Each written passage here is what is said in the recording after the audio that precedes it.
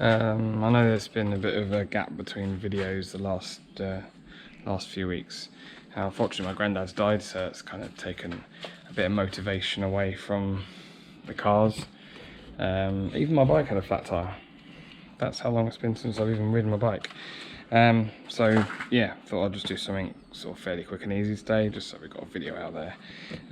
The good news is that I've inherited another car, so I'll show you that in a later video, and possibly getting something a little bit different to add to my collection. So make sure you subscribe so you don't miss out on that. Now, any of you who have watched my MG videos may have noticed the seat's not original. They're out of an MX5, and more specifically, they're out of an MX5 that has speakers in the headrest. This was planned all along. I figured eventually it might be quite nice to have the opportunity to have some music, but hidden, so the car looks almost standard. No radio, just play it all through my phone. So my job today is to try and connect a auxiliary plug to the plugs that come up out the seat that power the speakers. Now this is only a mono lead, it's not stereo, so my mistake. I can change it quite easily at a later date. The good news is it means there's very little wiring, so we've only got 2 wires on here, 4 wires on the seat, but we'll join them together. So as you can see, this speaker has a red and black wire, that one has a yellow and red. One's positive, one's negative. From what I understand, it doesn't matter which way around you get them, but probably the yellow wire and the white wire together, and then the black and the red wire together, and hopefully I might get some sound. I'm not too sure how good the speakers will be, so I can upgrade them at a later date. So if I get everything ready, I'll show you how it's done. Okay, so what I've done is trimmed back the wire, so we've got plenty to play with.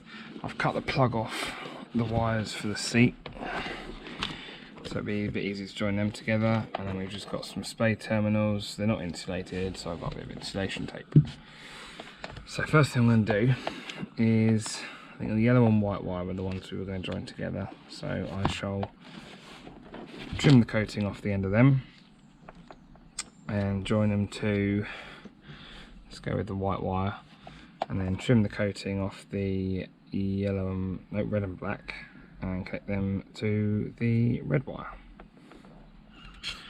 Alright, there we go, all connected up temporarily.